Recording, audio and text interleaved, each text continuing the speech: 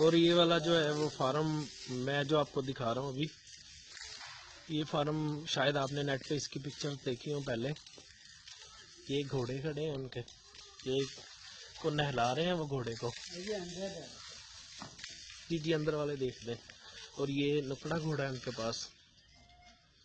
इसकी आँख एक ऑरेंज की है, एक ब्लैक है और एक जो है वो ब्लू कलर की है आइस। ये दूसरा है।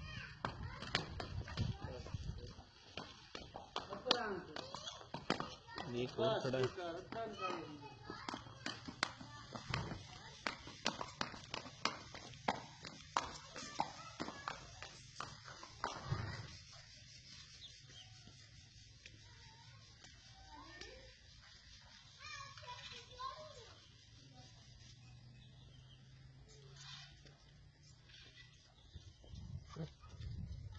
वीडियो ना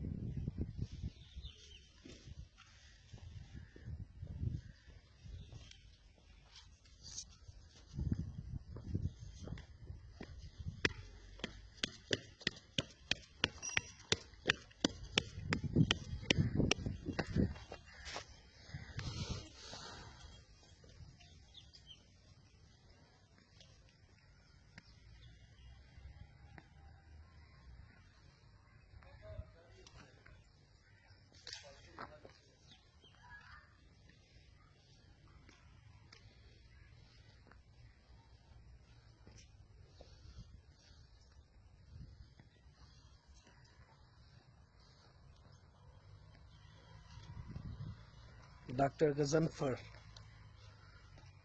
वर्किंग करते हुए मेरे साथ एरिया में।